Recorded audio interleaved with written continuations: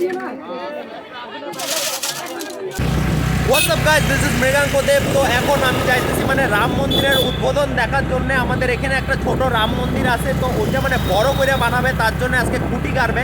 তো ওইটা দেখতেছি, ওইটাই মানে দেখতে যাইতেছি। আর মানে হনুমান মন্দিরে যাবো, আর রেলি টেলি আছে, বহুত এনজয় হবে। আমার সঙ্গে আসছে আমার মামা আর একটা বন্ধু, ওয়েট করতেছে জিৎ সামনে। তো দেখতে থাকুন, বহুত ভালো লাগবে। রাম 500 বছর পরে আসছে, তো এটার জন্য তো এনজয়মেন্ট হবেই, বহুত হইতেছে এনজয়মেন্ট। তো তোমরা দেখতে থাকো, বহুত ভালো লাগবে।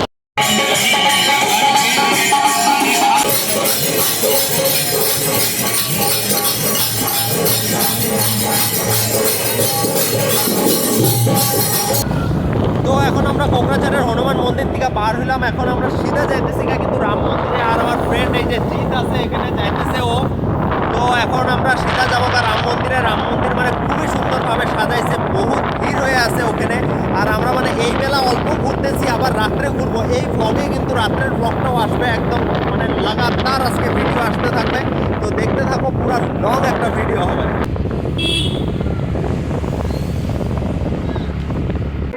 তো আমরা এখন আসলাম কোকরাঝারের রাম মন্দিরের সামনে। এটাই আমাদের রাম মন্দির। আর এখানে হলো আজকে ওই যে নতুন করে খুঁটি কাটতেছে, মানে বড় করে মন্দিরটা বানাবে। এখন তো ছোট করে বানানো আছে।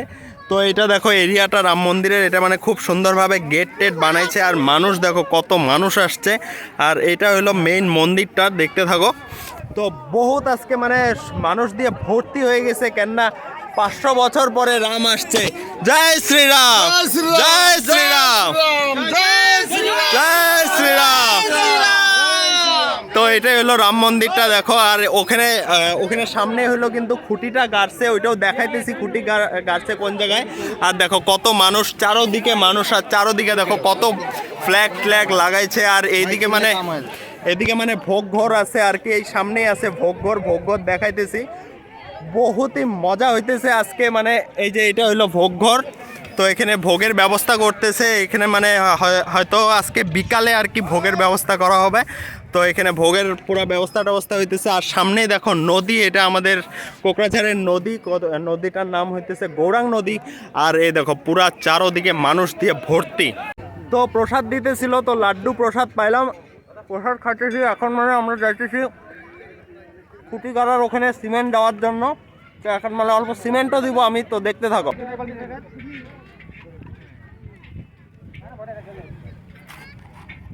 একবার ঢেলে দিলি।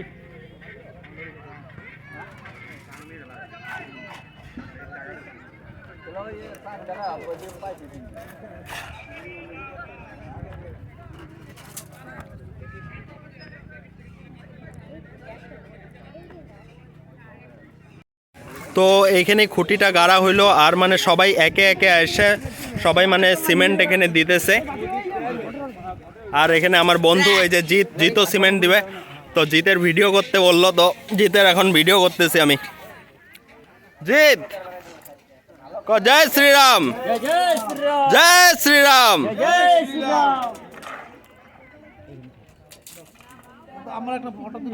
একদম একদম, দাও সবাই দাও, জয় শ্রীরাম।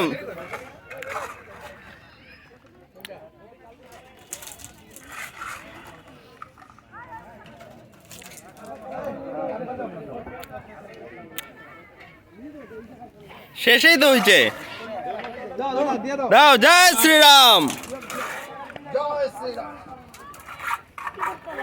তো এখন আমরা রাম মন্দির থেকে বার হলাম আর সিধা যাইতেছি হনুমান মন্দির। কেন শুনলাম যে হনুমান মন্দির থেকে এখন রেলি বার হবে, তো রেলিতে তো অ্যাটেন্ড করতেই লাগবে, কেন বহুত ভালো লাগবে রেলিতে অ্যাটেন্ড করলে। পুরো কোকরাঝার ঘুরবো আমরা, 2 বন্ধু বার হয়েছি এখন রেলিতে যাওয়ার জন্য।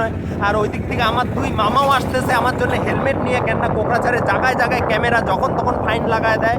তো তার জন্য মানে আমার মাথার কোনো চিন্তা নাই যে মরলাম, কিন্তু মেন হলো 1000 টাকা যাতে ফাইন খাইতে না লাগে, তার জন্য এই যে ভিতর দিয়ে যাইতেছি।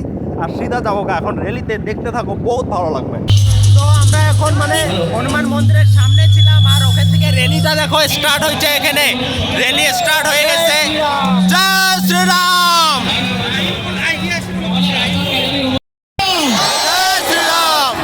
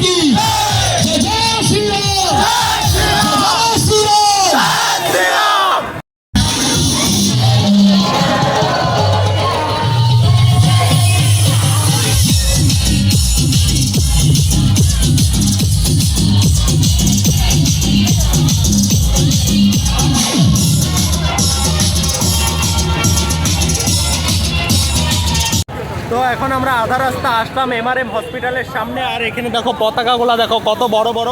অল্প পরে আবার যাওয়া স্টার্ট করব আর কালী মন্দির পর্যন্ত যাব, তো দেখতে থাকো, বহুত ভালো লাগবে।